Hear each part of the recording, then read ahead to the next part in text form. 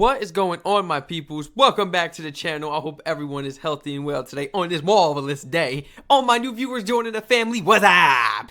Let's go ahead and jump right into this. We're not wasting no time before we actually get into this highly recommended video. I'm talking about highly recommended, and my mind is still like blown by the title, I'm not gonna lie. Shout out to Defense Military Report. Original video link will be in the description down below. We got the Royal Marines forcing the U.S. Marines to surrender. Talk about white flag, white tank top, white underwear, something, white flag, something, whatever they got. Waving in the air. Talk about both hands, artillery on the ground. When? Was this like a training or was this real life? This was highly recommended, my peoples. Thank you kindly, all my amazing supporters. Let's jump right into this, man. This is one of the ones. What you mean you surrendered? Like, wait, what happened?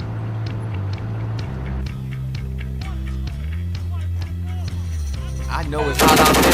Get that ammo! The Royal Marines dominated United States forces during a training exercise in California. It was a training exercise. Okay, that's what I was thinking of.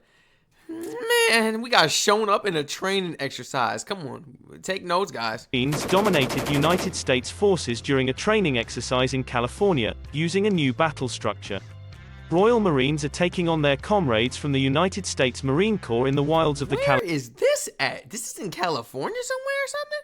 They got like fake buildings set up? Is this like a AI or? Where is this at? I'm gonna look this up. This is real, bro. This is like out there. Yeah, I wanna look this up. This is cool. This is really cool. Imagine playing like, you know, like a BB gun battle, like a paintball battle up on here, man. This is nice. Royal Marines are taking on their comrades from the United States Marine Corps in the wilds of the Californian desert as they prepare for operations as part of a new task group. A new High Readiness Force, Littoral Response Group South, is to be built around Taunton-based 4O Commando and will focus on the regions east of the Suez Canal, ready to respond to global events.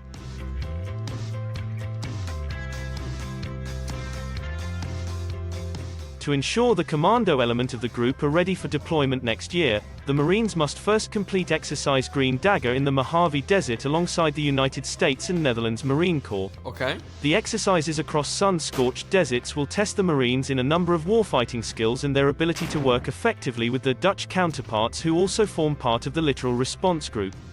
The conclusion of the exercises, known as Green Dagger, was 5 days of grueling warfighting which saw Allied forces from the United States, Canada, United Arab Emirates, the Netherlands and United Kingdom join forces to take on a highly equipped United States Marine Corps adversary. Green Dagger will culminate in a free-play battle, in which Dutch and British Marines will work together against the might of the United States Marine Corps to evaluate the effectiveness of each of the Allied forces. The exercises are taking place at the Marine Corps Air Ground Combat Center at 29 Palms, which covers an area similar in size to Luxembourg in the Californian deserts.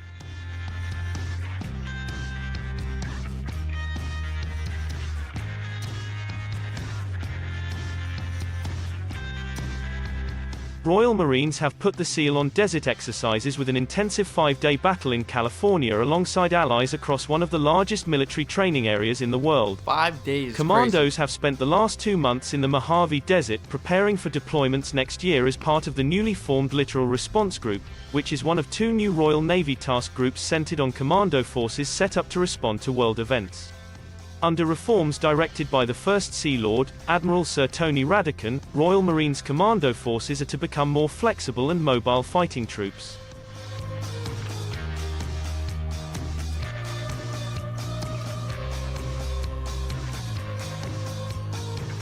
Experts from across 3 commando brigade came together to form the Littoral Response Group, with Taunton-based 4O Commando at its heart at the vast United States Marine Corps training facility at 29 Palms in California. The exercise focused around 3 urban sprawls which were defended by Allied forces, the largest of which consisting of 1,200 buildings purpose-built for militaries to test themselves among. The regiment has formed combat service support troops. This is my first time hearing about this training center out there, man. I'm gonna have to do some research on this. Look up some pictures and stuff. It's really out there in like the desert. Like California, like it really, is it California or is it Vegas? Because Vegas really got the desert. He just say California, so I'm going to say California. I've never seen this before. But, like, I've been there, and if you see him on a plane, like, from a high up, it's nothing but a desert, guys. You see the little city, but, like, all around is a desert. So they have more than enough land to play with and have training sites. You might not even be able to spot this right away. I don't even know where this is at, but I'm going to do some research on this. This is interesting. Groups that deploy at range and are isolated from direct chain of command, working independently to keep supplies of food and ammunition flowing. The troops have been established to allow Commando Logistic Regiment to be in more places at once, while also continuing to make use of the Armored Support Troop, which provides force protection and moves Marines around the battlefield. Additionally, Commando Logistic Regiment are also continuing to develop their 3D printing capability, which helps provide battle damage repair options on the front line. The Littoral Response Group won decisive battles early on and gained ground from their enemy, but, with the United States Marines pushing into Allied territory, Royal Marines and their allies carried out raids behind enemy lines to stop further counterattacks. It's all about the training experience, guys, not about the numbers as well. Our success has proved the and new I feel that the U.S. military could take a lot of notes from other countries when it comes to the training and their tactical response. Yes. Yes, yes, yes. Yeah. Commando Force concept is more lethal and sophisticated than ever before, and I am immensely proud of every member of the Littoral Response Group and their vital contributions, said Lieutenant Colonel Andy Dow, commanding officer of 4O Commando. Operating alongside our partners from the United States, Netherlands, Canada and the United Arab Emirates gives us a fantastic opportunity to test, integrate and continue to push our capabilities in new and innovative directions. Throughout this deployment, our focus has been on integrating game-changing capabilities from across the Commando Force to deliver disproportional effect in the face of a free-thinking peer adversary. The exercise concluded with a last-minute enemy assault which was repelled, leaving Allied forces in control of over two-thirds of the entire battlefield. The Commandos took advantage of one of the best military training areas in the world to experiment with new tactics and share knowledge with allies. Is it basically about, like, covering stuff? Like, once you get to covering more of the field as, like, a unit, this and that, taking more of the space and just closing in, is that, like, how that plays out? I've never been to war, guys, and I've never been in, like, tactical training or anything, you know? I play the video games. This is why we're doing the video game. Yo, let's close in on them, but, like, you know, like, push, flank, whatever. But I've never done it in real life. That's why I'm asking this question. Like, all jokes aside, is it all about closing in, covering as much land field as possible, seeing what enemy is, and then just pushing in on them? Is that how you get the best of them? You make them really surrender to the point where it's like, all right, I don't want to lose my life. Let's just surrender.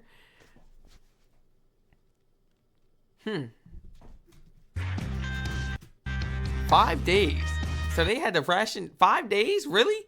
Training? Like, so if this was like a real war type of thing and it was training, say they didn't get no breaks or nothing. This was more so like they got to ration food and water and stuff like that for 5 days with each other, right? Snacks and all that? Cause we supposed to be acting like this is the real thing, right?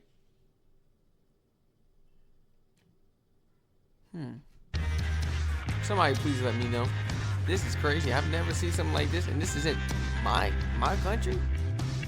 U.S. Marine Sean McGrath from 4O Commando said, "This is the first time I've been to the States and worked alongside the US and the Dutch. Seeing how they operate and how we can work together has been really rewarding. It's been fantastic to work in one of the best training environments in the world. 29 Palms is absolutely huge and offers pretty much every type of training possible. We can train across terrains, in cities and with so much capable kit, I can see why we come here. This deployment has ultimately readied the commando element of Littoral Response Group South for operations next year, joining its sister task group, Littoral Response Group North, ready to react to unfolding events around the world." How about the training experience, man? We definitely should have took notes.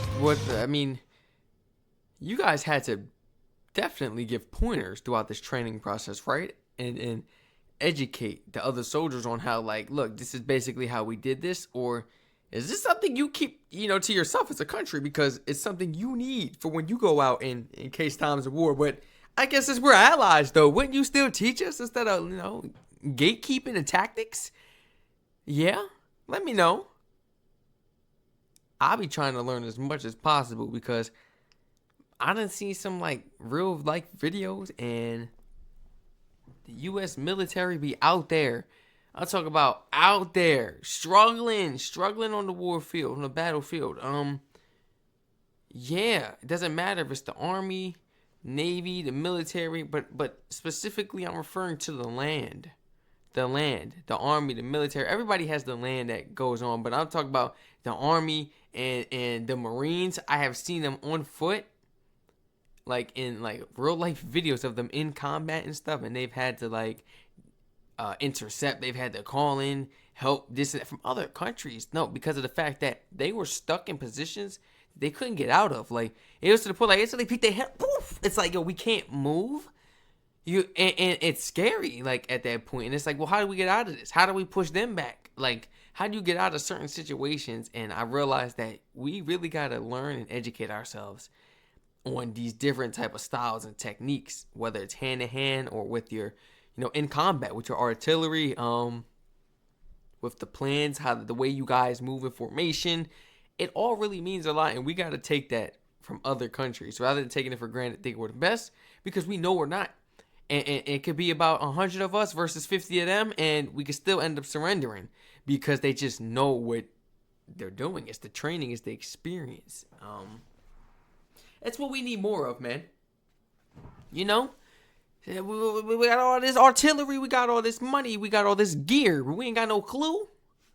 We all gear, no clue. It's like I don't know. We could just take a lot of notes. That's all I'm saying. This is all I'm gonna say. This is a good video. While on the periphery it would seem largely like the much more cumbersome and bulkier logistic task group of old, it is a much smaller, more agile and potent force and is designed to deliver a more tactically astute support, said Major Matt Williams, in command of the Landing Force Support Squadron and Logistic Task Group, of the Commando Logistic Regiment offering on Green Dagger. We have come a long way since starting this journey in earnest last year. We've seen the regiment deploy both combat service support troops and armored support troop on 2 separate occasions, while also preparing for the forthcoming winter deployment in Norway and generating the first troop aligned to the Littoral Response Group South early next year. The Littoral Response Group North has already deployed to the Baltic this year and has a focus on events across Europe, while Littoral Response Group South will operate east of the Suez Canal. The Littoral Response Group South is expected to be functional next year with the addition of amphibious ships and aircraft.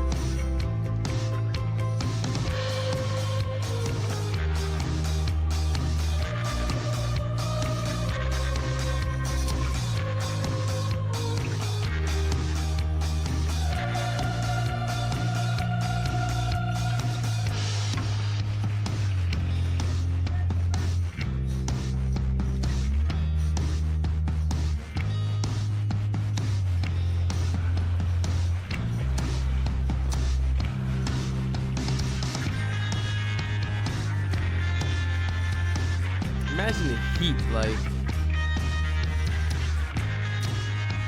imagine the heat and everything, guys. The weather out there. It's a lot running in the sand and the rocks and the boots, your feet, your blisters. You're hot, you're sweaty because you got too much of the equipment on and this and that. That's what I be saying. Maybe we wouldn't even have to wear as much equipment out there if we had some better tactical skills. Let me stop. Because regardless, we still need as much equipment because soldiers got to go home. But I'm saying, though, do you think, the stuff that they wear, how do I put this? Do you think the stuff that the U.S. soldiers wear, as far as the armor, the tactical equipment and stuff, you think that kind of, holds them back? Of their performance out there on the field? Do you think mentally they probably be If I didn't have this stuff on right now, I'll be getting it. Let me take this armor off. I'll be out there running the show. You think it'd be like, or like, no. Because this is heavy and they got to train with this. But like, I hope there's no soldiers out there making excuses. The U.S. military is great. Yeah, I'm not bashing our military, calling them weak. No. I'm just saying there's always more for somebody to learn. And it seems that these other countries don't have the money we have, nor do they have as many, personnel as us. We don't, as many like soldiers. They gotta kind of ration or do things in the mix of like a series of like problems and stuff with another country. They gotta get to recruiting this and that. The U.S. just got people, man. We just got the money. We just got all the stuff in the world, but the training isn't really the best. And I'm talking about like all the way around. I've seen videos, like even on Instagram of like UK, like dedicated UK Instagram pages talking specifically about, do you see the cover? Look at how the US covers this and that and that. And look at this mistake. And they point out the mistakes they make like on these drills and out in the field, this and that, and how this person got left open, how this person could have got shot, this and that. And then it gives like another point of view of like another country. And what they're training is like in the same like scenario. And it's crazy. And it's like there's always so much to learn. Other countries as well. Yes, I'm not saying other countries do it perfect. But I'm saying, look, we got everything. Why not have the knowledge as well? Because money does not buy skill, knowledge. Money cannot save your life all the time and protect you, you know? This was great. Everyone, please feel free to include your honest thoughts and opinions. Any more information on top of this amazing video brought to us today, educate your brother. Educate your boy in the comments down below. Everyone feel free to check out the Twitch and Patreon and all my other YouTube channels in my channel tab. Stay safe, and I hope to catch you all in the next one.